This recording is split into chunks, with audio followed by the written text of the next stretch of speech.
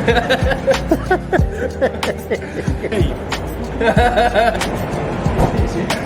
I'm completely wrong, didn't I?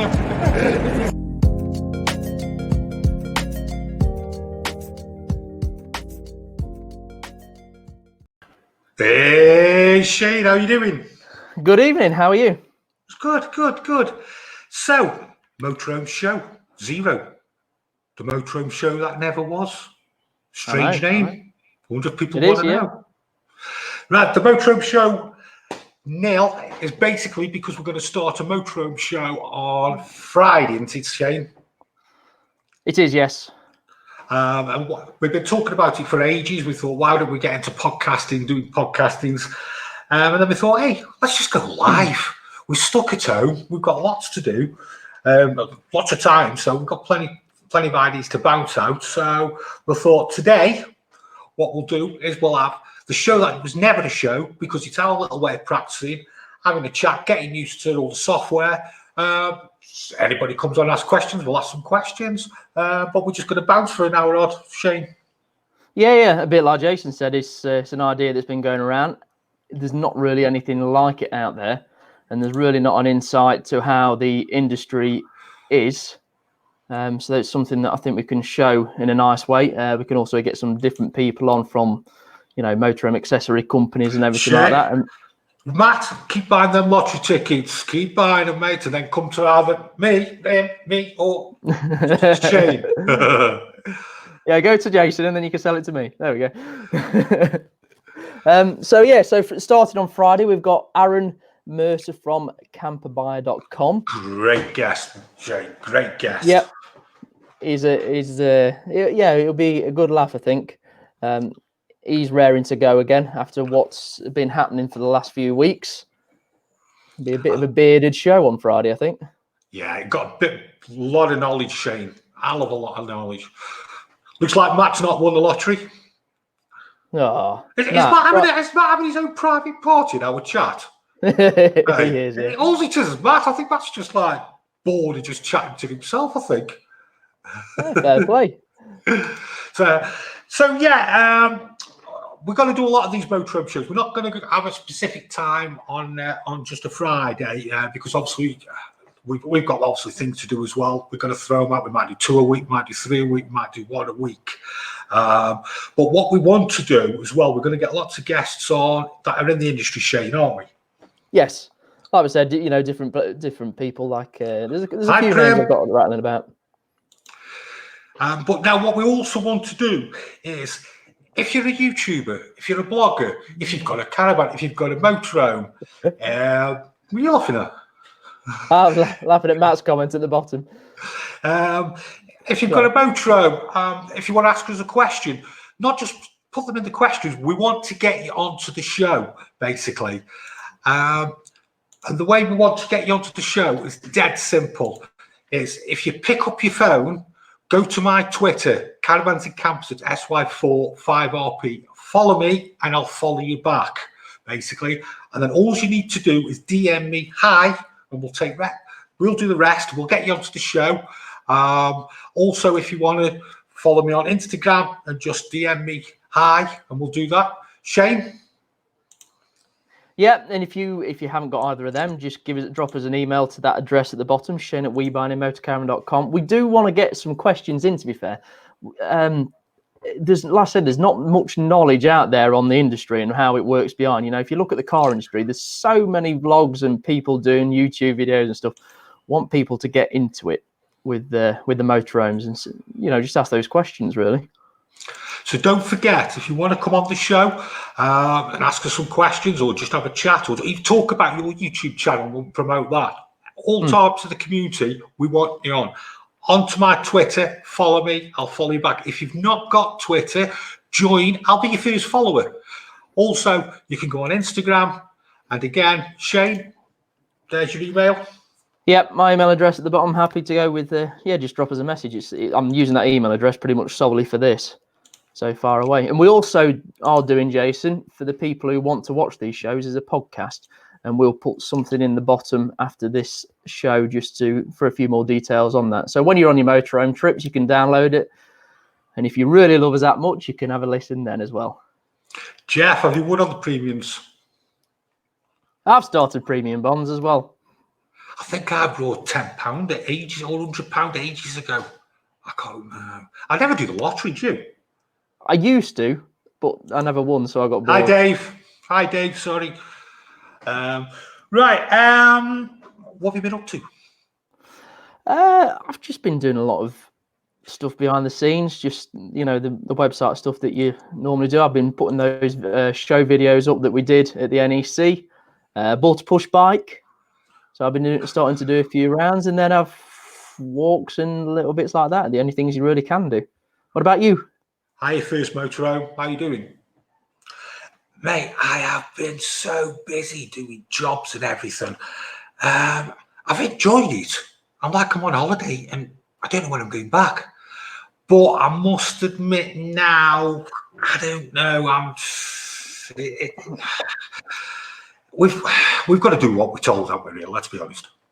We have. I think just cycling to work and stuff like that. The traffic this last week or two has just gone through the roof. It really has. So people are definitely getting back to work. We just need to see what Big B has.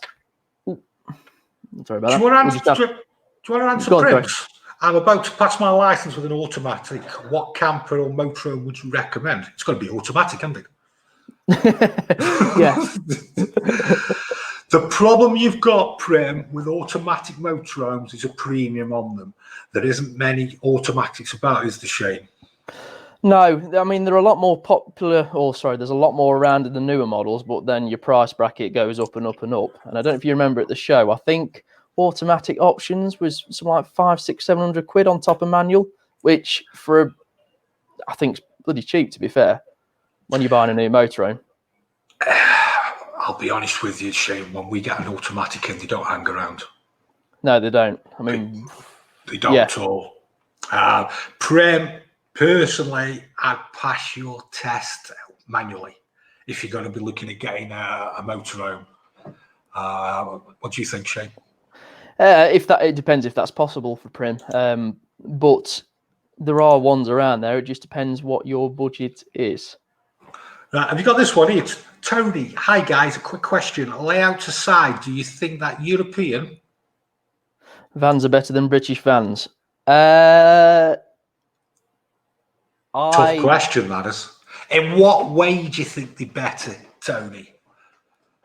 Is it build? I don't. Well, go on, Shane. What do you think? It's a difficult one because if I was to choose a premium motorhome, I know what you're going to say. No, I'll leave that for later. If I was to choose a premium motorhome, I personally wouldn't go British. I just don't think the layouts and everything are quite as good. It's a difficult question, really. But I know also, generally they are better built in terms of damp, I think. And as you always say, they're more accessible. Yeah. I always say go German. Yeah. But we do make some good vans, Shane. Yeah. I mean, it's all down to budget. I mean, if you're spending, the eldest is, what are they, 45, 50 grand for a new one now, something like that. You don't really get much European stuff for that. And I thought some of the AutoQuests and little bits and bobs at the show, the 194s and whatever, they're coming on a long way. Dave, I think Chassons are a great van. And they hold the money well as well, Shane. Chassons are incredible at holding the money. Yeah. We obviously look at what they are new, especially, the stuff that's like 2019 plates, 2018 plates, and sort of work our way back. And we need to pitch it just below as a retail price, obviously below a new price, but they don't seem to go bloody down. I mean, something that was 45 grand 2 years ago is probably still 40 grand as a retail now. I think the chassis just get better and better, like another certain motorhome you're going to be talking about later. Yeah, I mean, the only thing I do hear about the odd chassis is the electric bed, but I don't think it's a major problem. I think the electric bed's probably a user error sort of thing, because obviously you don't want to bend them and people will try and force them up or down, and I reckon that's more the problem than the bed mechanism itself. Shane, the amount of switches I've swapped over, took the key off and put a switch on instead of the key and press the up and down. Yeah. And just put on manual, just a switch on to do it. Have you really? That's interesting. Yeah, that is. yeah. I know. Yeah. Because the keys are flimsy as well. What do you need a key for a bed for? Well, they're locked, aren't they, for child? So, do you know what I mean? If you've got a child in the bed or you've got a child about, you've got to put the key in to be able to lift it up and down. I guess that makes sense. Okay, that makes sense. Again, I do think it is probably user error why they do break more than. Tony's just coming in now on build. It's a tough one. I'll go German. Heimer, Deathless. Yeah. Burstner, Carthago, so on. It's a lot harder to find a damp one when it's built in Germany than it is in Britain. Matt's going on to automatic gearboxes more expensive to get fixed. That's your area, Jason. Service them. Look after them. Yeah. Like anything else, just service a motorhome when it should be serviced. When the cam belt needs doing, get the cam belt done. Oil, filter, every year, just get it changed. The commercial vehicles, they're built to last. Just look after them. If they do break, they are expensive. Only really want an automatic, Shane. Guess it's a case of making sure I save up more money. I think I will go Nissan England, little bongo. Prim. Yeah, the bongos and the Elgrans. I think the Elgrans are imported, I guess. I know the bongos are a lot. Most of them are imported from Japan, but they're all right-hand drive. They're all auto. Do you know the little bongos like the 2001s, 2002? If you actually look at them, they're ahead of the time. The automatic blinds. Yeah. And it's. I think some of the roofs are as well. I might be wrong in that. Yeah. Is it? Can you only keep a car in Japan for 7 years and it has to come off the island? That's why they get imported over. That does ring a bell, actually, yeah. Yeah, I think you can only have a car once it's 7 years old. They can't have them. Yeah, okay. Prim doesn't like bongos because they break down all the time anyway. So Nissan Elgrand it is. What do we know? Are Volkswagen camper vans worth the money they go for? Oh, don't get me started. Don't. Well, that's one not to talk about later on anyway. They're worth as much as somebody wants to pay for them, and there's a lot on the market, but there's a reason for that because people keep making them and selling them and buying them. So I guess that's the only answer I can really take. I mean, we don't really know too much about the campers. The problem you get, people buy a van for 15 grand, they spend another 15 grand kitting it out, and then they think it's worth 40. Yeah. There's some beautiful Volkswagens out there, Shane, but people get sentimental, mate. I think the other thing with VWs as well is they're almost as separate to general motorhomes as cars are.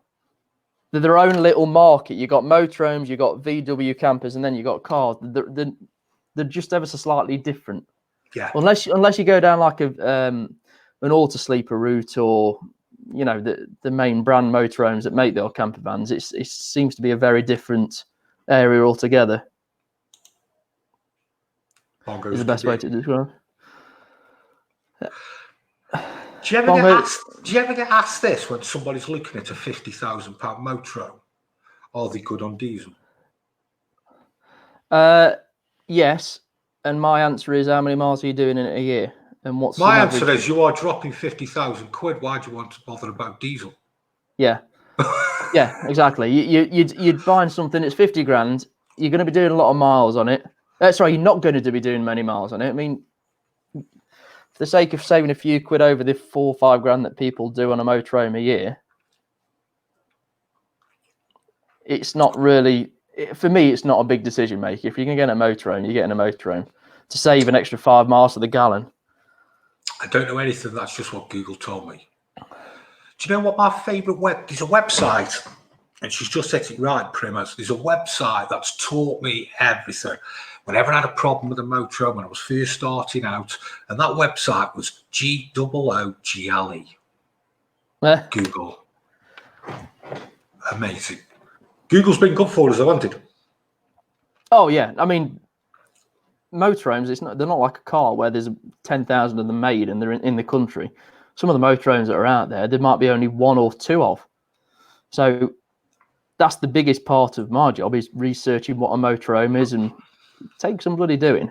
I'm starting to get good at it. It only took me 32 years.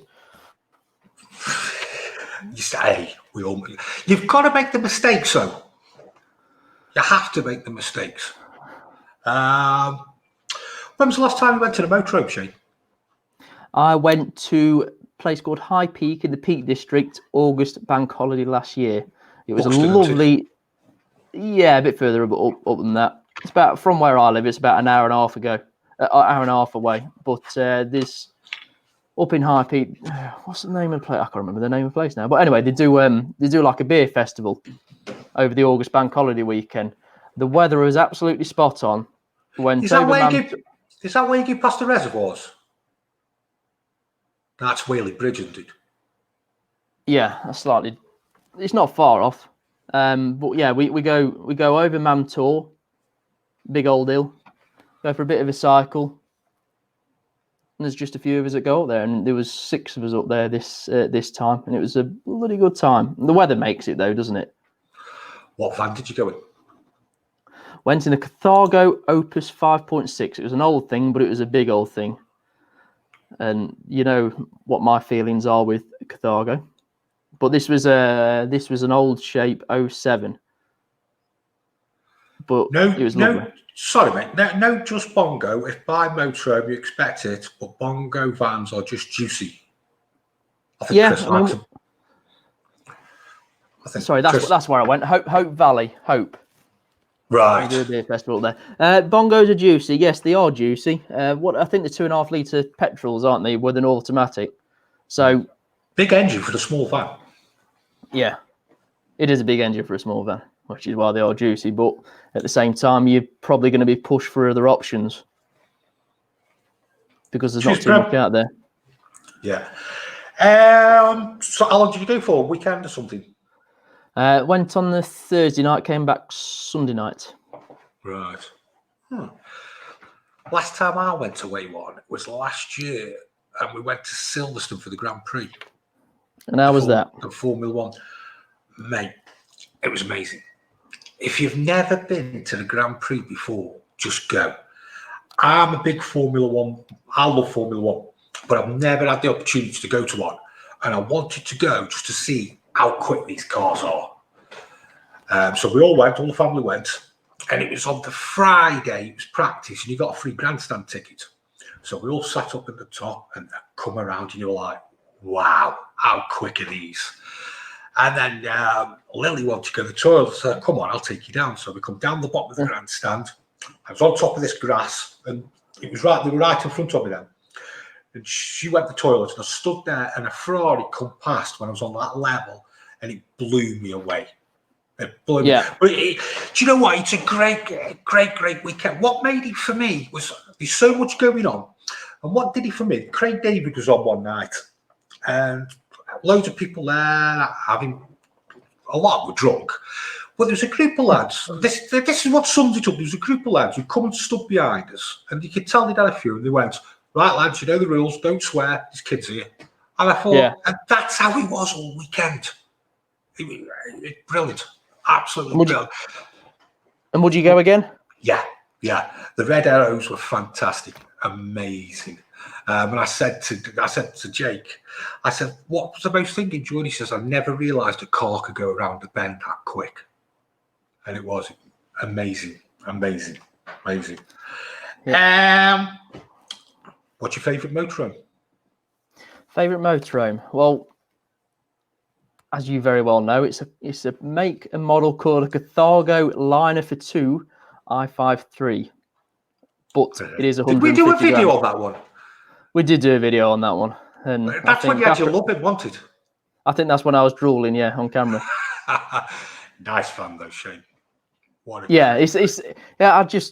lounge. It's just all about that lounge. I mean, it's a relatively new layout, like we said. It's almost like a wraparound U-shaped lounge, but then it does go into pretty much a full circle, square, or whatever you want to call it. Yeah. And then you've got that. Then you got that electric drop-down bed, but it's separated at the front. It's not like your normal electric drop-down bed. And then you've got the shower in the skylight. Yeah, and then you've got that waterfall shower, which is, as you say, in the skylight. It's just incredible. I think when we did review that, the show, Shane, what got me was the accessibility. And I keep banging on about accessibility. And what I mean by that is if you can get things such as your pump and water heater and all the other things that need fixing or getting at the back of the taps, the longevity of your motorhome, because if it's easy to fix, then things will get fixed. What I noticed was you got it to everything, didn't you? Yeah, definitely, yeah. It was lift a hatch up. It was there. Everything was there. Yeah. Kenneth, I have a Motorhome Swift Escape. Which model, Kenneth? Where can I get parts for bed plastic strip? I said earlier, Kenneth, you'd have to send me a picture and I can find out, but the greatest website is GOOGLE. Anything you want, you'll get there. What's on about a plastic strip, Shane? Say again, sorry, Jason. What's he on about with the plastic strip?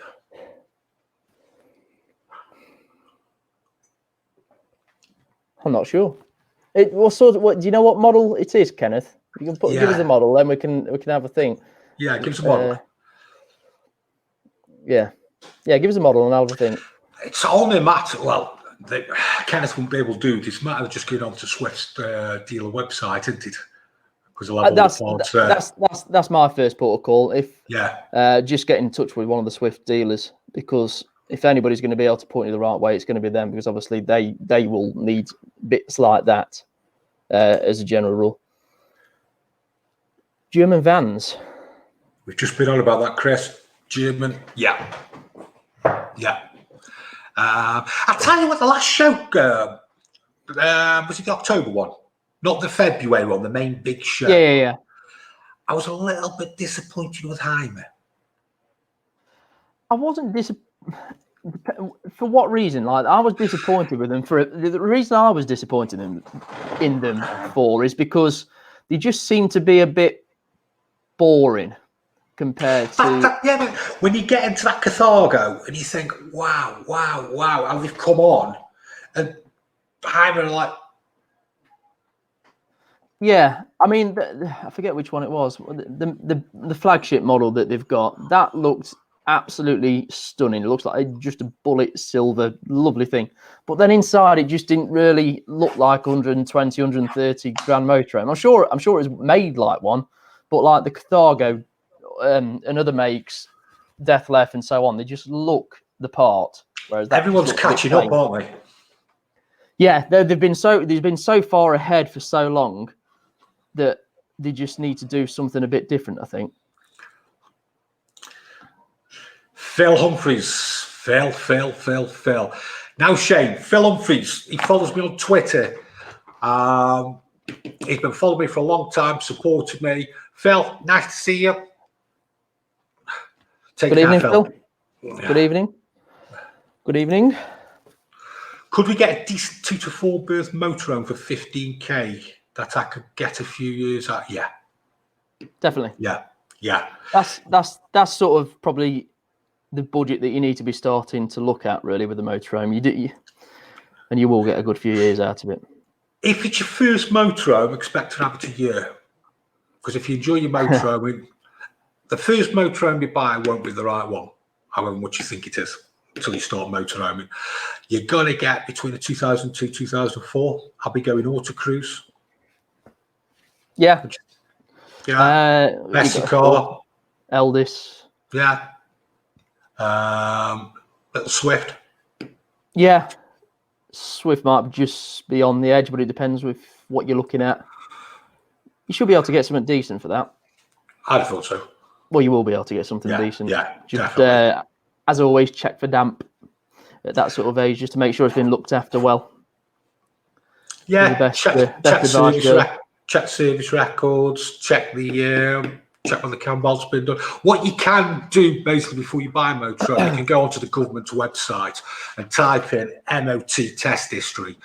And then what happens is if you type the reg in, all the tests come up. Now, if I'm looking at a 15-year-old van that's passed its MOT every time, I'm thinking, whoa, why? You expect to see a few fails. Well, that gives you good history and it gives you a good feel for a motorhome as well. Yeah, Anything? Definitely. Yeah, no, that's the main thing. I mean, that's one of the first things we do when we get a motorhome come through as an inquiry is have a look at the MOT history. First thing we do, because, that'll teach you a lot. I mean, it's amazing how many motorhomes you do come across. We've probably had 2 or 3 in the last couple of months that we've been offered that haven't had an MOT since like 2015. Amazingly. I don't know. They've just parked it up, haven't used it, but that can be motorhomes generally. Sometimes they don't get used, do they? No. That's the thing. People have all the best intentions and then work commitments come along, things happen, and then they just end up sitting there, don't they? Yeah, definitely, yeah. Cheers, William. Anything you need to know, any help, any information, get in touch with either of us and we'll try and help you out the best we can.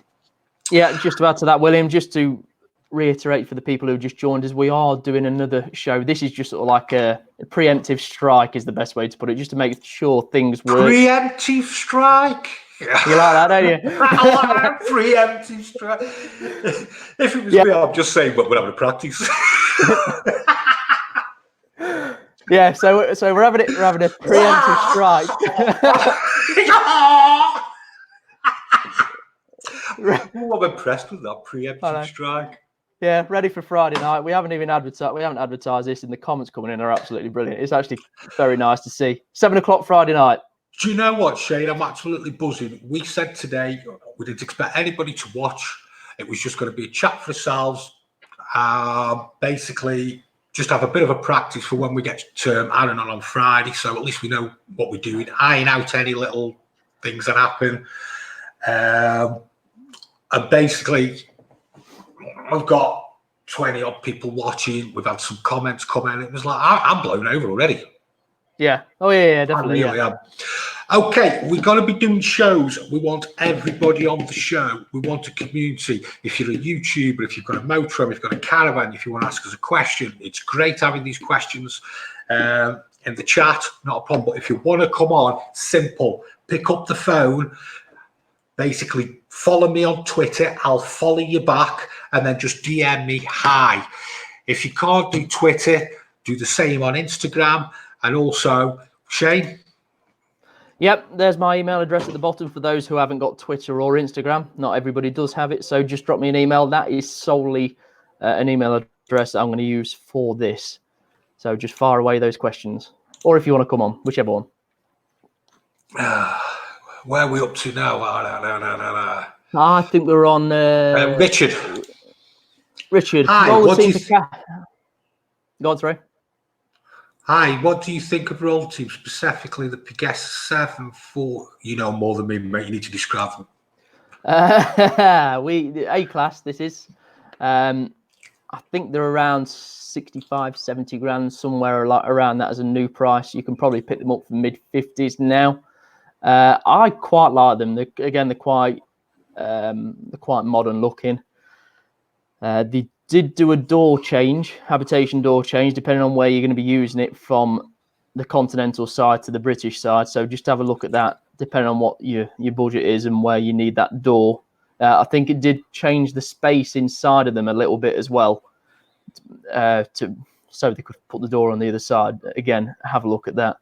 From what I did get told once is the continental doors give you a bit more space on the inside. But again, I may be wrong. Shane, that's another brand, Roller Team. Bit like Chasson. The Roller Team have actually getting better and better as well. Tony, hi Tony. Sorry, yeah, I mean for Roller Team, I mean we was for motorhomes that were probably 45 grand 4 years ago, probably not far off 35, 40 now. Just going back to the roller team, another make to consider at probably a similar budget is the Mobile Vetta K yachts, which me and Jason had a look at the show.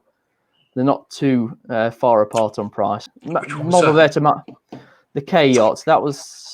We did that on the last day, and we did the inside first. Yes, that was with the bedroom at the back, wasn't it? And the bathroom was at the front. It was at the front of the bed. Yeah. So I had the island sink. Same as the that was the K yacht 80. That had the one that we looked at had an island bed, and the island bed was actually adjustable height wise for the garage outside. Then it had the island bathroom sink, and then you had the lounge at the front with the drop down bed above there. Very similar. I don't think they're too far away in price. Maybe £5,000 difference. I might be wrong, but you'll find out. That was an impressive van.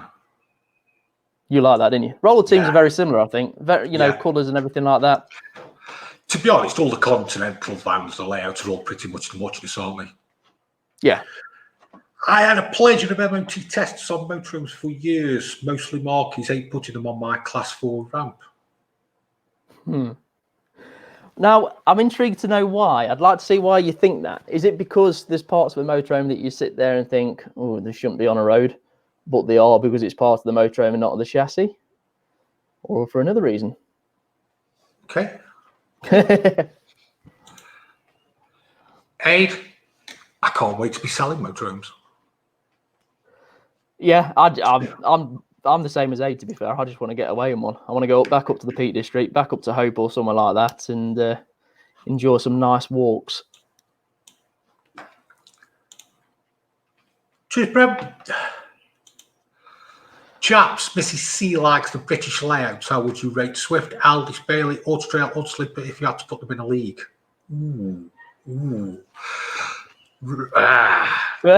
don't know. Okay. Right. Number one, right. Auto Trail and Auto Sleeper are good builds. Agree? Yes. Yeah. Right. Bailey, I like. I think Auto Trail are overpriced. And? What do you mean? What else do you think? What else do you think about Auto Trail and their seat belts? Do you know what I don't like about Auto Trail? Do you know? No. How you can't put the fresh water straight into the tank. You have to have that pump like a Caravan. The whale. Is that what you mean? Yeah. Isn't that the same on some of the Baileys though? Yeah, it is as well, isn't it? Yeah. It's a bugbear of mine. So go on, carry on. All right. Are we going on build quality? We got to, haven't we? Well, if I was to order them, go on. Who's your first? Auto Sleeper and Auto Trail. Auto Sleeper tend to be more two-burst, don't they? They tend to be quite heavy, which I think for the market that they're aiming at, which is the older generation, you might struggle on your car license. Same with Auto Trail a bit. Auto Trail frustrate the hell out of me because they don't have build quality. Yeah, Auto Trail frustrate the hell out of me because they don't always have the belts for the berths. Build quality, I'd probably say Auto Sleeper are the best out of the bunch. So you say Auto Sleeper is the Man City and Auto Trail is the Liverpool? What, not winning a title this year? Hey, don't be careful. Be careful. Right. And then, just to finish off, Bailey, I really like. I think they do some great layouts. If you're buying a Bailey, they have got the Alutech chassis, but the floors are still wood. So check the floors. Eldest, good budget van. Especially around about 2015, if you've got a 16, if you've got a fixed bed and it's got the hatch outside that goes under the bed. There's a plastic tray. Just check the water's not getting through. And what happens is it sits under the plastic tray and rots the floor. They did actually stop doing it, I think, 16. Don't quote me on it, but they completely changed it.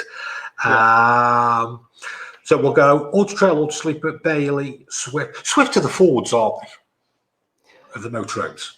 Yeah, I'll always like Swifts because they do a nice full range of motorhomes. They're not a bit. They're not like Auto Sleeper, which are generally 2 berths only. They've got they've got everything. They've got a full range. They've got everything from the Escape down the bottom, or the Swift Edge now, all the way up to the Contikis. Yeah, and then what we did, Aldi's last. Eldis, yeah, I mean they are a budget van is the best way to put it. But you can have some of the special editions like the Marquis Majestics and so on, which same with the Swifts really, which put some really nice packs on.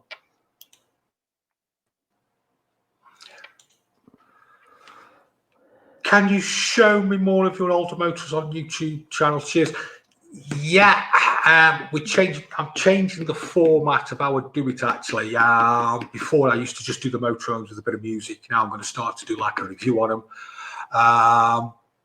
And I want to do all the older ones as well, because I've seen a lot of people seem to like them. It's just that what's happened at the moment, I haven't been able to do that because what I've been doing is I've been in a review and also how to set that motorhome up. And the reason I do that, how to set the motorhome up, is because that vehicle I've already sold and it was for the customer and they get their own personal review, setup, sorry.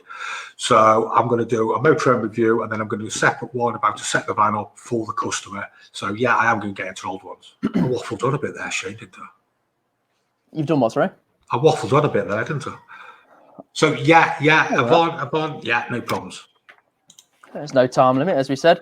Will motorhomes go up or down this year? Now, I think we need to. This is probably where we talk a bit about coronavirus and what we think is going to happen. But this is a big topic we've got to be discussing Friday, Shane. Yes. This is a big one. I think Mike, great question. Do you want to leave it till Friday or do you want to just browse over it now? I'm going to just do a very quick answer. I'm probably say, will motorhomes go up or down? They certainly won't go down. No. Well, there's good reason for it, which 7 o'clock Friday. There might be a little bit of twitching when they ease up, because we've probably got a few dealers with a lot of stock sitting there. Don't forget, we've got the 2020 stock probably sitting on the forecourts in March, haven't you? Some of the new stuff, like there was one dealer just before the lockdown happened. God, they were trying to shut the gates for the new motorhomes coming in at like 5 to 10 a day. However, in the last week or two, I spoke to a couple of big dealers who have turned around and said they may even increase the price on their motorhomes because there's going to be a bit of a demand for them because you're not going abroad anywhere this year. And people that we spoke to in the last week, they're not really budging on the prices. And there's stuff that they're just not budging on the prices. The dealers can't afford them to go down, and which they won't. No. Simple as that. If they're going to go down 10 grand, then every single motorhome is going to go. Dealers are going to go bust. Oh, this is the plastic strip. Oh yes, plastic stick. So 6 berth, bed on a lounge area. Both sides. When you pull out the wooden slabs of the bed to make it, you can Google that now, aren't you? Yes. Told you, best website in the world. I just need to vision it. I can't vision the plastic strips. But yeah, we'll come back to that in a minute, Kenneth. I'll leave you to that then, Shane. Yeah, leave you to that one. You're multitasking. I'm multitasking. William, me and the missus, 2 big dogs. What rig would you recommend for about 25k? I'd spend 20 grand on the motorhome and spend 5 grand on putting the dogs at the boarding. Oh, I wouldn't. I'm only joking, William. I'd spend 20 grand on the motorhome and leave Vic at home for 5 grand. What have you got there for 25? Take the dog with me. 25 grand. What layout though? We've got to go U-shape. I'd never go U-shape. Yeah, what about 6 berth U-shape with dinette? I'm thinking of the dogs because you could lift the table up for the on the dinette for the dogs. Yeah. You know what I mean? You can. Yeah, I mean, that's right. I've only just noticed the profile picture as well with the Rotty. So yeah, they're not going to be small dogs, are they? No. You've got to have 2 areas, haven't you? Direct U shape. Yeah, you're going to want something a decent size with that. Yeah, again, it's got to be 5-6 berth. I reckon if you sign in on on Friday, William, I'm going to give you a couple of options on that. I'm going to have a good think on that one. I'm writing that down. Make sure you do, Shane. Oh, I will do. I love doing things like that. Because William might be the only person who'll be watching us, and if you haven't, he won't be watching us, and we'll have nobody watching us. Yeah. Right, that's written down. I'm going to have a look at that because that's a good question, actually. Because a lot of people, obviously motorhomes, like dogs on a general rule. And the size of those dogs, like this spaniel that Richard S has got, are big dogs. Tony Bills, yes. I can't even remember the first question he asked us. That was talking about we sort of touched on that really. The build quality, the eldest, Auto Trail, the British. Yeah. Build quality, we're all going to have good and bad ones is the best way to put it. Just do your checks properly and don't rush it. Had 2-inch off tyre hanging off ramp and ramp struggle, but AO, some rules have changed for the better. I think when I retired 5 years ago. You enjoyed your time, Chris? Yeah. Here we go. Vincent, I drive a 2017 Chucky line automatic on a feed cat. How would you compare them to the Mercedes? Cheers, Vincent from Ireland. Cathog. Off you go. Go on, Shane, off you go. Right. I mean, the question's more on... Okay, let me just read that again. So I drive a 2017 Carthago Chic C-Line 2.3 177 automatic on the Fiat Ducato. How would you compare them to the Mercedes? Is that comparing them to the Mercedes Auto? Now, one of the big things, to be fair, the difference between the Fiat and the Mercedes, as a general rule, I can't justify the price because you're not really spending that much time driving it. The only thing you want a Mercedes over a Fiat for is because you've got that rear-wheel drive for the garage. As an automatic, the Fiat have just brought out a new automatic gearbox, which is a lot better. That's a great answer. As Carthago, but in terms of Carthago, I love Carthago. But we'll move on from that before I start drooling again. just a quickie, Shane. Lee Bateson, Albi Caravan Services. It's not set up. I can't believe he's on. Hope you're staying safely. Lee does a bit of work for us when we're really busy and everything. He basically, when he first started out, he was doing quite a bit of work, and then he left his job. Good guy. He actually cares about what he does. Lee does. Good caravan repair servicer. Really appreciate that watching, Lee. Really appreciate that, mate. Hope you're well. I mean, if Lee's probably going to be your best bet in telling you what the best build quality is, because it's all right me buying them or Jason selling them, but somebody who works on them day in, day out, that's a different level altogether, and that's how he's listed them 5, 4, 3, 2, 1. Actually, Lee, get in touch, mate. I'll actually give you a tinkle. Actually, I think we'd like to get Lee on. Yeah. I like that. Yeah, and we can touch on because he probably 7% of his work is caravans that he does. But yeah, I'd like that. Yeah, we can have some good chats there, and we can get people who have got some problems as well that will struggle to answer. And Lee, yeah, we'll see what we can do with Lee. Yep. I think your prices are honest, Jason, and look after them well. You've said this is your friend, isn't it? It's got to be. How much you paid him? If you watched, I'll tell you what happened. If you watched the last video I put out, it was a deathless motorhome, Shane, wasn't it? Yes. At the NEC. And we started filming it, and a sales rep must have thought I wanted to buy deathless. And he just... What happened, mate? He just wouldn't leave us alone. Well, you carried on talking, and I went to sleep on the bed. Best way to put it. But yeah, Jason's prices. I'm not just saying this. Bear in mind, yeah, Jason's prices are pretty good, and he does look after them well. But it's one of those things. I have a look when I'm trying to buy a motorhome. I'll look across the board and see what they're worth. Google, Auto Trader, or everything like that are the best places to look. And Jason does come very well priced indeed. This job that we do isn't hard. It's how we sell the vans, and it's how we send the vans out. We send the vans out the best we possibly can. If there's a problem with any of our vans, it's not a case of bring it in next week or whatever, bring it in tomorrow. With Motorhome, it's not like selling cars. Motorhomes are really clicky. Everybody waves to one another. Everybody goes to campsites, and at campsites you talk. It's all about reputations. Quick pitch to myself: anybody who has a motorhome offers, they can bring it back every year. We do a free gas test, and we just look after the customers basically. And that's what it should always be about. Yeah, because, and we mean this in the nicest way possible, we don't ever want to see you again unless you're coming to buy another one.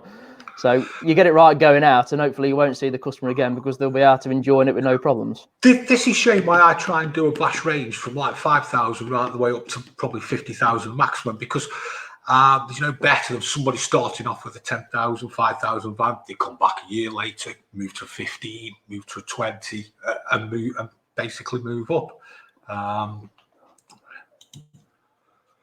Interesting that you wouldn't consider a U-shaped lounge. That's you. That's you. Oh, dear me. Why? This is my personal preference if I was to have one, simply because I couldn't be bothered to make the bed up every night. Simple as that. Agree. But a U-shaped lounge, I find U-shaped lounges are what people have who've had a caravan and they're moving to a motorhome. It's one of the most popular layouts for people who are moving over to motorhomes. So that dog's looking at me funny now, Shane. Yeah, not surprised. Engine. I don't know where I'm going with this. Oh, that was the Carthago question. Engine themselves, you'll probably answer this bit better. Fiat or Mercedes? Mercedes. Mercedes. For what reason? Just out of interest?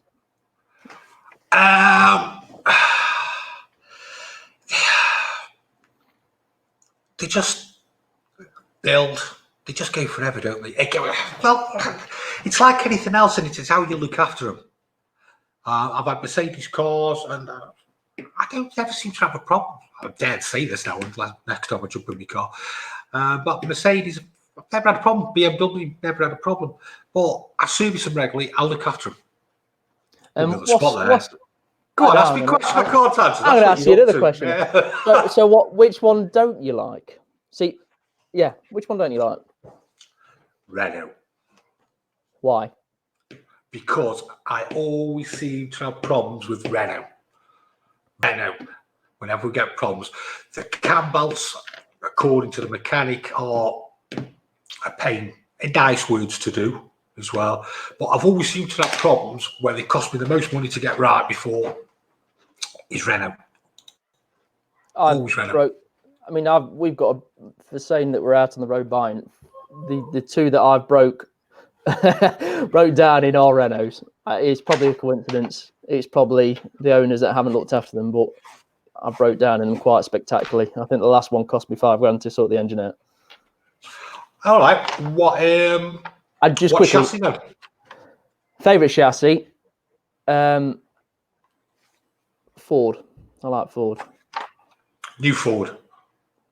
I really like new. I like Fords generally, all the way through the years, because they've always been quite well spec. They've always had cab air conditioning as a general rule. They've always had cruise control. The two little bits that you really want in a motorhome, really. Whereas some of the older Fiats and stuff didn't have that. Do you know with the new Ford? I'm not saying new Fords. Probably about 2012 onwards. They feel good when you drive them, you know. Oh yeah, they're a lot more car-like. Yeah. And interestingly, Chasson, especially, I think from 2019 model ranges, Fords are now their flagship base, not Fiat, Ford. They've got all on the 170 brake horsepower, autos, same as Benamar. They've done the same thing. Even Auto Trail, your little Auto Trail F62. Do you remember that little two-berth that you saw at the show? Yeah. What a nice van that was. That little two-berth. It felt nice, Shane. It wasn't. That was a lovely little van. Yeah, that was on the Ford. Okay. Yeah. I'm getting bogged down here. I'm going to have to... Hi, guys. I have a small car. I was wondering what your opinions were on lightweight caravans. I was thinking that the Swift base camp... That Swift base camp. You know, Yeah. What a great little caravan that is. The only thing, though, if you're going to buy one of them base camps, you've got to have that back awning on. Yeah, for space. Yeah. I mean, the other thing with base camps is if you can actually get a hold of one. I don't know what it's been like for the last year or so, but I know towards the start of them coming out, God, they were popular little things that you just couldn't get hold of the stock. Dealers are actually begging other dealers for more base camps. When we're at the show, I went back to that base camp probably about 3 or 4 times. It just impressed me. Nice. I don't know. You've got to have that awning on the back. Yeah, you got it. It's a space saver, isn't it? Is the best way to put it. It's a trailer tent, but better. Yeah. It's the best of both worlds. Anthony, base camp. Yeah. What you guys think? I've not had many Frankies in, mate. So that's your end.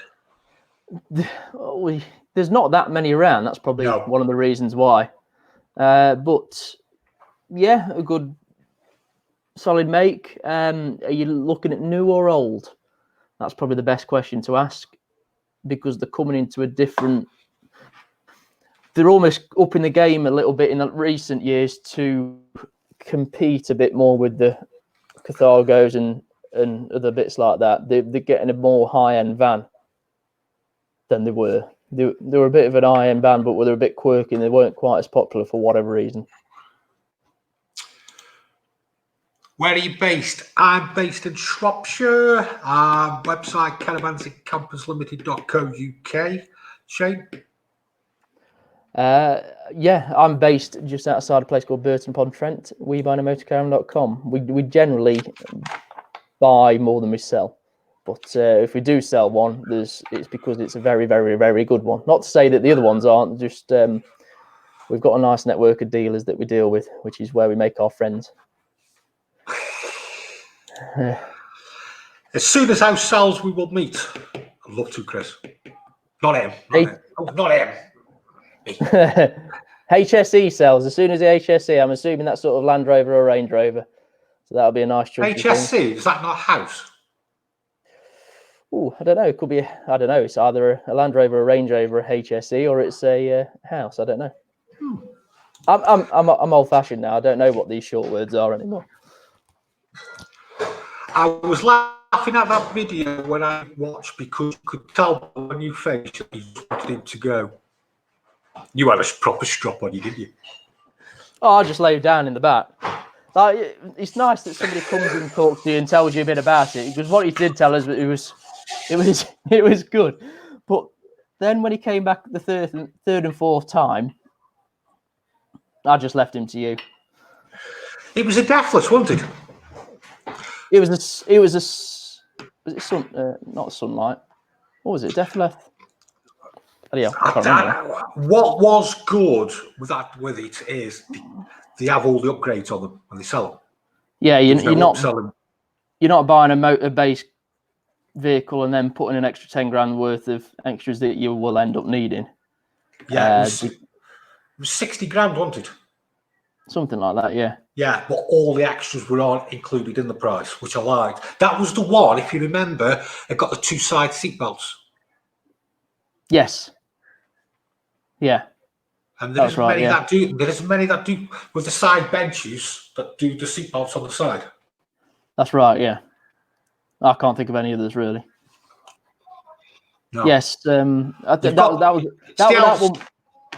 was was that Loudon Special, something like that, that were importing them, or they are importing them. It was the Eurostyle, Death Left's Eurostyle. That was the one. Right.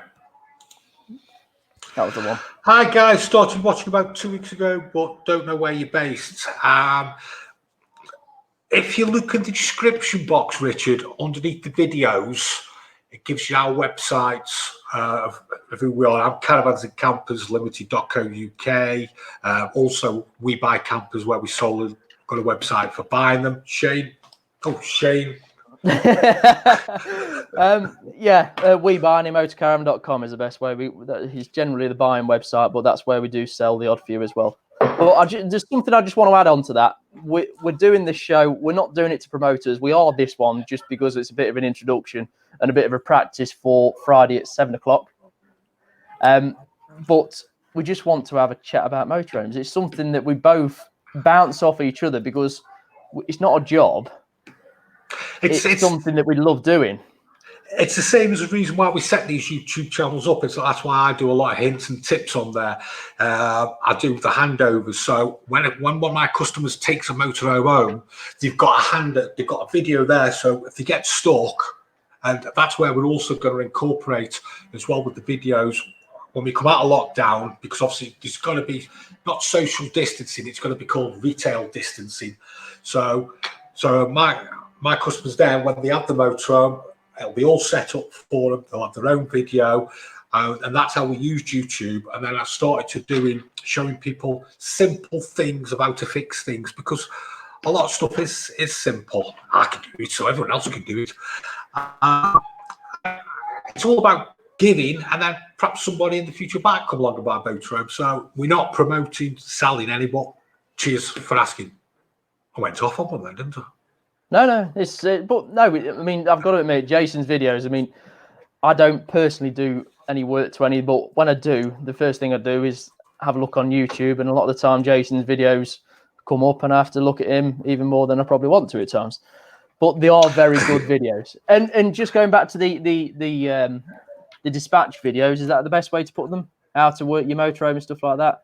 That's probably going to be the way that a lot of companies are going to be going this year, because obviously you can't do the close quarters because of social distancing. So it's something I think a lot of people will have to get into, is doing a video of how everything works, posting it up on YouTube or sending it on or whatever.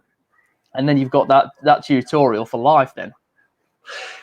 Yeah, the motorhome industry is very slow to change anything. That's where I think I mentioned in one of my videos, Shane, and I spoke to you a lot about it. I read a report last year where it said Google did a report, and they said by the end of going into 2021, 85% of content that we look at on the internet will be video format.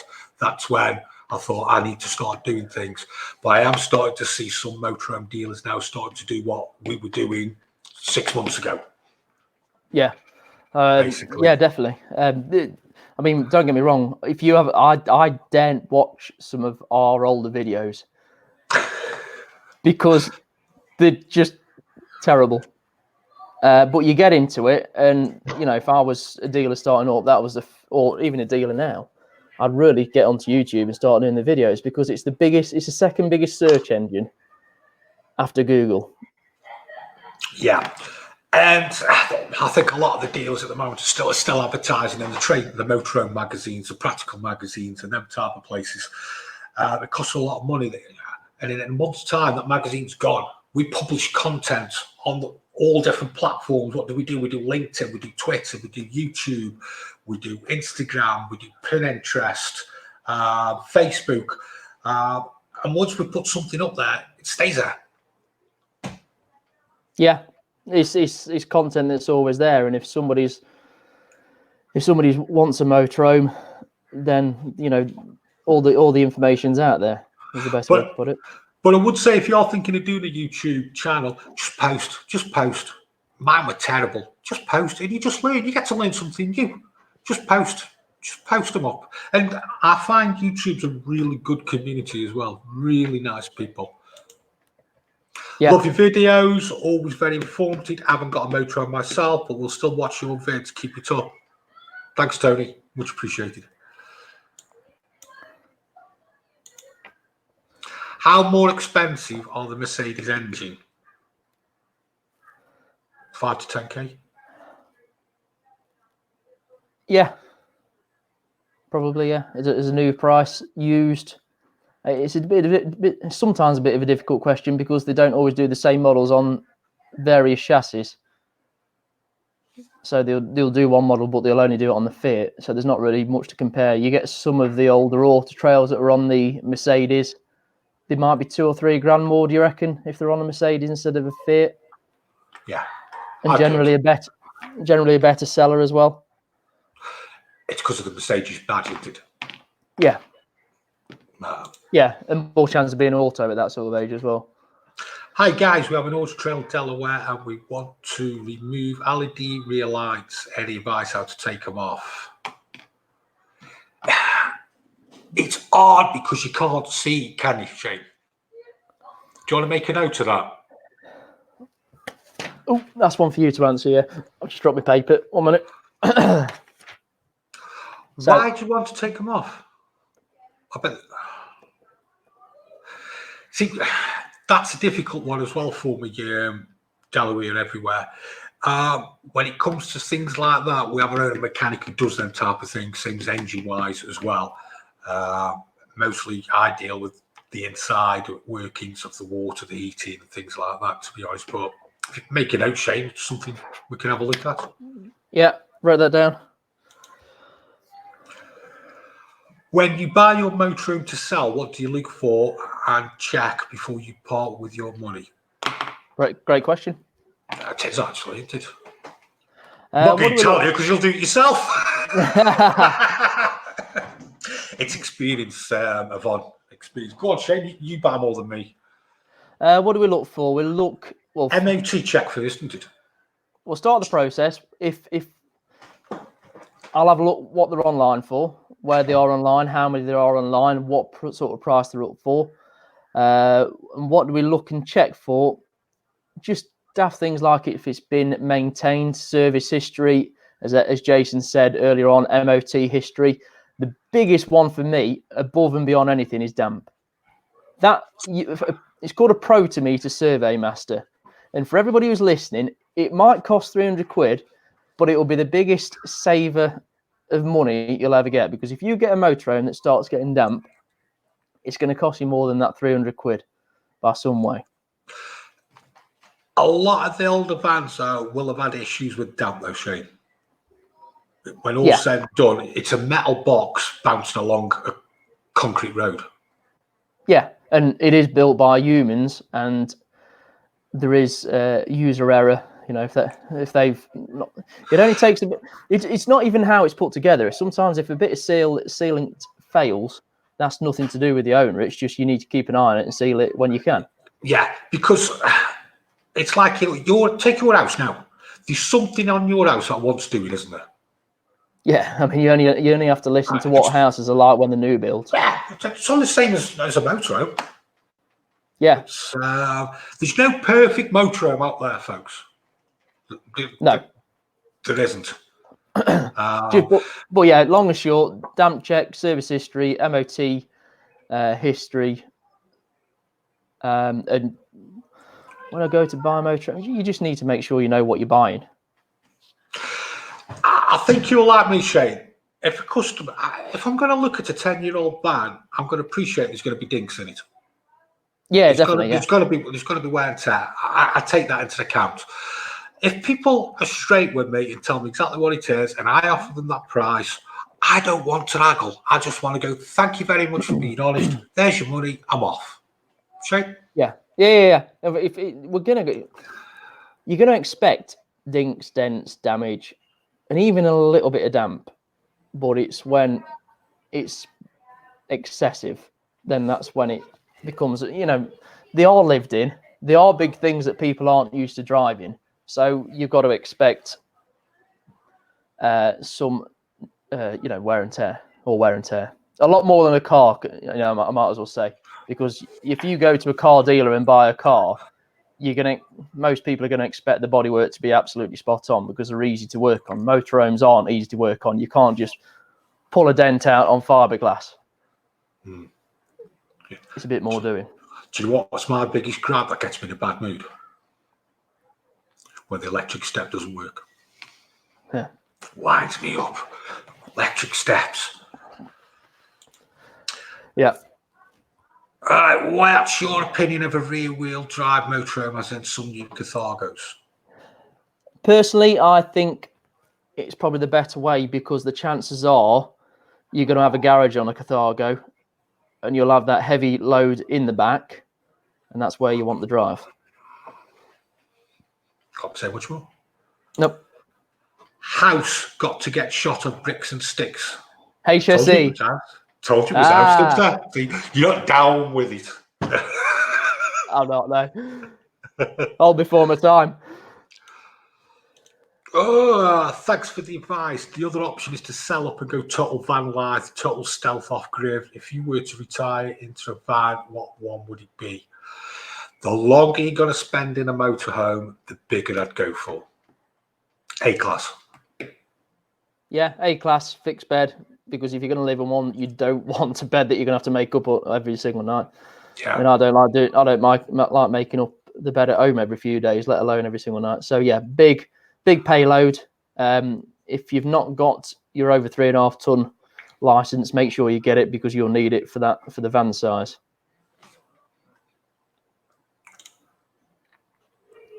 Ooh. Do any dealers let you try before you buy? Not that I'm aware of, apart from renting one, hiring one first, but not many. There's not really a crossover between renting or hiring and selling, is there?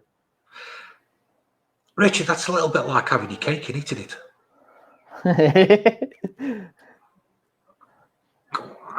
Do you know what I mean? The best answer is not really. Hire. You just need to hire. Hire. It's a double thing question, that is, though, to try before you buy. Are you trying to buy because you want to see if you like motorhoming, or are you buying it to see if you like the motorhome? Now, if you like the motorhome, when you've been to view it, then you're buying it anyway. If you know what I mean, Shane. Yeah. The best question is to hire one first. It really is. Just try, probably hire one in the winter because they're a bit cheaper to hire then. Cheers, Richard. Am I right in saying you have a caravan park also? Just thinking, could have a weekend there that will give us time to look around there.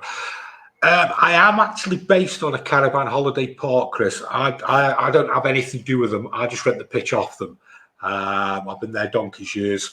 So what you can do, yes, you can come to the caravan park and stop on the caravan park. Anybody who's coming to look at my vans or is coming to pick a van up, wants to stop the night, I do get them discount for it as well. But yeah, I am based on a holiday park, but I have nothing to do with the holiday park. If you know. It's a bit of a funny one because when me and Jason started talking, I found out where his business was, and it's actually my family's business about an hour and a half away from me. It's where my dad used to go when he was young on the farm, because basically where Jason was, it used to be a farm, and then the army, during the war, the farm got taken off them. They got all the bases and everything put down, so it was absolutely ideal for a caravan park when it opened back up again. But that's my extended family where Jason is based. Small world. Small world. Lower Laken. Delaware, everywhere. We want to take the lights off to get the wine to connect a positive feed. Oh, this is the Delaware, isn't it? Feed to a camera from the side lights so I can see behind the van when driving. So you want a camera on. Could have a wireless camera. That's not my area. I'm going to be perfectly blunt. I'll be honest with you there, when it comes to cameras or tow bars, I use a fantastic company called Salop Towing, just based in Shrewsbury. For what it costs me to actually buy the tow bars and to buy the reversing cameras, it makes sense for me to just use them. I'm sorry, Delaware, I can't help you out there, matey. I mean, the other thing is, Jason keeps saying, there's a lot of motorhome forums. If you just type in that sort of question and just maybe type in motorhome forum afterwards, somebody might have the answer on reversing cameras. You'll get 50 different answers. Yeah. One At of them least might be right. They'll be clever than us. Local dealer to what islets? A place, I think. Local dealer to islets. You hire a van off his hire fleet, and if you buy a van, he knocks off the hire cost. Good idea. Yeah, but he is an hire company though, Shane. Is he? Okay. No, look. If you hire a van off his hire fleet, and if you buy a van, he knocks off the cost. Which that might actually be a common thing in hire circles. They do tend to be different companies from general motorhome sellers. Yeah. Well, they've just branched out. Yeah. So, but if I was hiring vehicles out and somebody came along and brought a motor off me, I'd probably do the same type of thing. Yeah. So, but yeah. Small 6-meter van, easy to drive and get around. Hi, Tony. Very large vans with fixed bed, pros and cons. It depends where you're driving around, Tony. If you're going to be using the van as a dual purpose, that means i.e. going camping in and going to work in or pottering around in, a small van. Very large vans with fixed beds are solely for going motorhome. Yeah, and the other thing, just to add to that, really, is some motorhome caravan sites do have a length limit or do have limited spaces for the longer ones. But you can. We bought a motorhome called a Chasson Welcome 530 the other day. Both that and a Burson that we bought, and Jesus Christ, the space that's inside them. You can struggle a bit with the payload and whatever on the 6-meter van. It depends how much you're going to be, like Jason says, it depends where you're going and depends how much time you're going to spend in it. Because if you're going onto sites and then you're going out walking all day, then as long as you've got a nice big lounge. Did you not buy a load of Chassons just lately? Yes. What happened there? It was a network, wasn't it? High network. Yes, it was. Yeah, it was a high network that went under, and the customers owned. Basically, there's about 400 customers who bought a Chasson and hired it to this company. That company has since been bought out now, and I think they're trying to keep those vehicles in stock. But yeah, just have a look at something like a Chasson Welcome 530. That's got a hell of a lot of space, a big lounge. Or that little auto trail. Chasson. F62, wasn't it? Was it a Tribute F62? I think it was, wasn't it? Yeah. So two Chasson Welcome or Chasson 530, because they do a flash version, and the F62 up by Auto Trail. Both good starting vans to have a look at. It depends how long you can spend in them as well. How many motorhomes do you buy a week when you're rocking and rolling? Half a dozen, something like that. We'll try and get one a day. Somewhere around there. Where's the furthest you've been? Furthest I've been is Inverness. And even though it's a bloody long drive back, we fly up and we come back down, I think it's the A9. And that's probably one of the nicest drives I've ever had, because they've also got the Air Force bases around there. And when you're going down this lovely countryside road, you sometimes have the fighter jets going down. And it was just brilliant. It scares the hell out of you when you think that the motorhome wheels are falling off at first, but it's actually a fighter jet above. What did you buy? I knew you was going to ask that. A motorhome. It was a new one though, wasn't it? It would have been a newer one to fly up that far. Would you go to rid of an S for a 1998 auto sleeper symbol on a Fiat? No. How many do you sell, Jason? On a good year? 100, 150. Yeah. Good numbers. Yeah. Roughly 2 to 3 a week, basically. But we're only a small business. We're not geared up for the amount of numbers. No. With your markets and everything else, basically. So yeah. What's your favourite part of the job? Favorite parts of the job? Oh, hang on. Where's the furthest that you didn't buy a motorhome from? The far coast of Wales. And Right. it was one that really sticks in my head because it was about a 4-hour drive away, because you have to go all the way through the middle of Wales or around the outside. There's not really the best roads going into there. And one of the questions we asked before we went out there is, does it have, or did it have, pets or smokers? And it was almost like a comedy sketch, because we opened the habitation door and out came this tumbleweed of fur and ash. Went into the bathroom. Sink was an ashtray effectively, and in the cab itself at the front, the ashtray was overflowing, and we just walked away from it. It wasn't worth anything. It was that battered, and I think we went out there to pay about £20,000 for it. So it wasn't like it was a cheap motorhome. What was the round trip? 8 hours. It's frustrating sometimes, isn't it? It is, yeah, it is. The annoying part is you get them in runs as well. Correct, yeah. Yeah. We can probably go 2 months without getting one, and then we'll get 3 in the space of 2 weeks. What's your favourite part of the job? Favourite part of the job? I do love doing this YouTube bit. Yeah. Yeah. I really do enjoy doing that. I enjoy doing the shows with yours truly. Yeah. It was a good show, that February was, wasn't it? It was, because we had a good laugh. It also taught me about them as well. Is I get to learn from them while I'm doing it. I also, as daft as it sounds, like minting up a van, which I'll probably say I know you're the same. I do a good job of it, and you take it to the next level. Oh, I love a dirty van. Oh, you could just lose yourself. Start on the roof, and then just work down, and then, then tea-cut and wax all the front up as well. But because a motorhome can be damage-free, but it's really dirty, and it'll look a low-value motorhome until you clean it, and then it seems to you can almost add £3,000, £5,000 onto it just by the appearance. Yeah, definitely. Especially when it's got the green around it as well. Oh yeah. Oh, I can't beat a bit of green.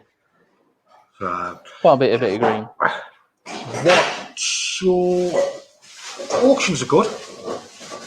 Auctions are good. Yeah. Not for buying or selling necessarily. It's so I just seen that comment from Lee just come up the bottom. Thanks for letting us into that secretly. Taught you everything you knew, Lee. I like the auctions is because you get to see how the market's going. Both that, and I like to see people there. Yeah. We apart from making calls and going out and actually buying them, the auction it's once a month, and there's probably 20 different people, 30 different people that you speak to that are all in the trade. Yeah, it's an information place. Yeah, very good information, but also you're like me who logs every single motorhome that goes through, so we know. Well, you can spot. At the end of the day, I look at the auction; it's the lowest, so it's the first. If you can spot the trends there, you know it's going to go filter up through. Yeah, I mean, bearing in mind, dealers probably buy 80-90%. Would you say? There's not many public people buy them. The dealers buy most of them. So it's a very good indication of what's good and what's not. If I was looking to buy a motorhome, I wouldn't, unless you've experienced, buy one from there. But it's a fantastic place to go. Rather than going to a show where you've seen all new vehicles, it's a great place to go to see all different makes and models, all different ages. Yeah. I don't know whether it was my signal or went there, but I'm guessing you just said that you've got all different ages and makes and layouts and everything in one place. Yeah. Yeah. I'll remember that, Lee. New Mercedes 2016 onwards, I've had many problems, including rip-off land sensors costing £800 each. You're going to get problems with every make or model, aren't you? Let's face it. They sell many vehicles you're going to get that shade, aren't you? Yeah, it's either good or bad luck, unfortunately. But yeah, I mean, you obviously your repairs on something like a Mercedes are going to be more expensive. That's your downside to them. What's your biggest gripe with motorhomes?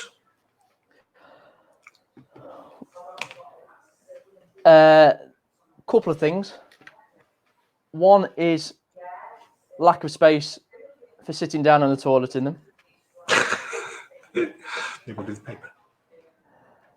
It's more because I went to Ashbourne in the Peak District 2 years ago, and we took a Swift, it was like an 04 Swift Contiki. And you actually went to sit down on the toilet, and there's nowhere to put your legs. Seat belts. Did you get that? I've lost him. Seat belts. There's nowhere to put my legs. So, hold on, Jason. Oh yeah, you're back. I might have lost you. Yeah, the other thing is, like you just said, belts. Yeah, seat belts. Why have a 4-berth motorhome and only put 2 seat belts in? Or even a 6-berth with 2 belts. Yeah. Auto Trail and Swift, especially on the bigger models, Contikis and Frontiers are very good at that. But a lot of them are, not them so much, but a lot of dealers, motorhome manufacturers are starting to get better at that. Eldis, for example, in 2014, they started promising that there'll be as many belts as there are berths. So they started doing, so you could still have the bench seats in them, but then you could do a pop-up 3-point seats with 3-point belts. And I did notice that Benamar have started doing that as well, in a different fashion to what Eldis are doing. Yeah, yeah. What would you say is your best pound-for-pound motorhome?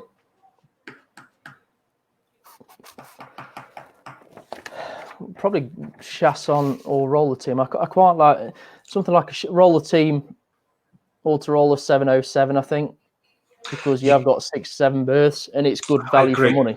Yeah, yeah. The older Adras as well, 2005, 2007, you can buy them at good money as well. And I mean that retail as well. And they're a well-built van, Shane. Right.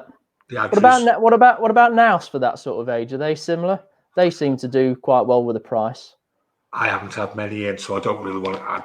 I don't know what to say with you on that one.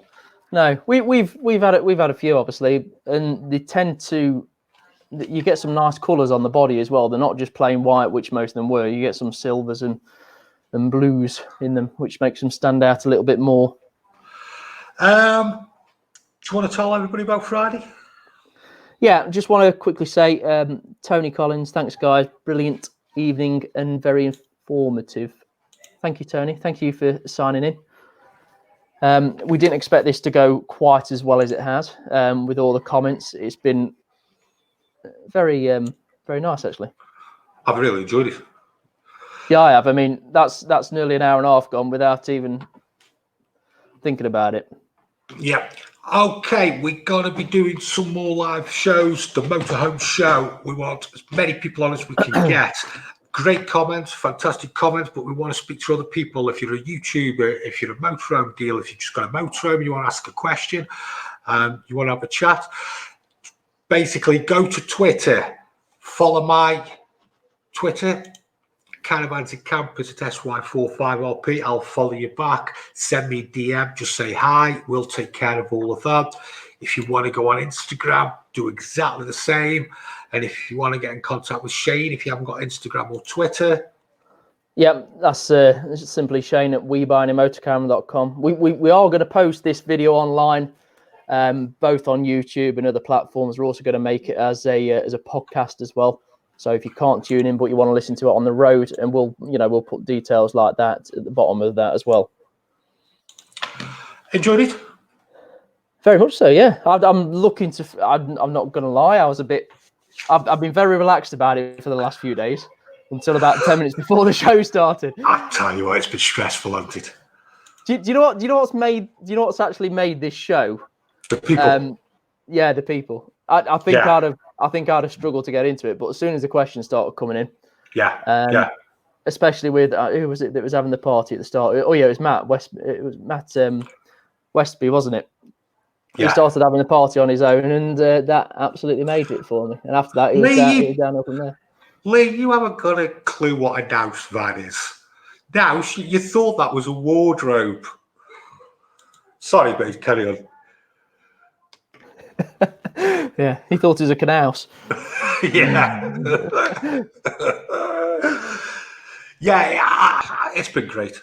Really, really, really enjoyed. Cheers, Chris. Appreciate that. Phil, I'm speaking to you on Twitter.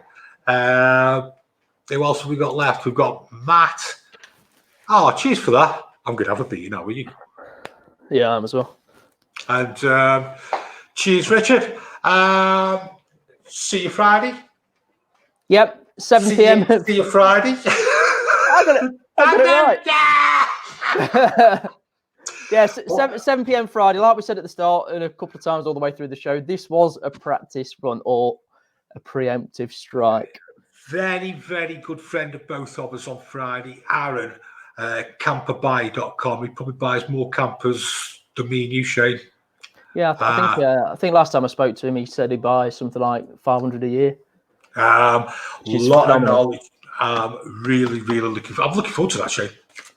I am as well. It'd be interesting to see what his take on the market generally, and what we think are going to happen with prices. As we said earlier on, I mean, we give a little bit of an answer to that, but it's interesting to see what other people say as well. And along with him coming on Friday, we will have other shows. Oh, we're having a quiz. We've got a quiz as well, haven't we? We're having Guess the Motorhome. Yeah. We'll do Motorhome the sport, news, which will take a second. Yeah. So we're having a quiz. So we're quick. No, I'm not going to say anything. We're having a quiz. We're having a Guess the Motorhome, aren't we? We're going to fire some questions out to Shane, and that's it, really, isn't it? And we'll probably chuck some over to Aaron as well. Yeah. I'll just finish these off. Thanks very much. We'll see you all Friday. See you guys. Thank you very much. Really appreciate it.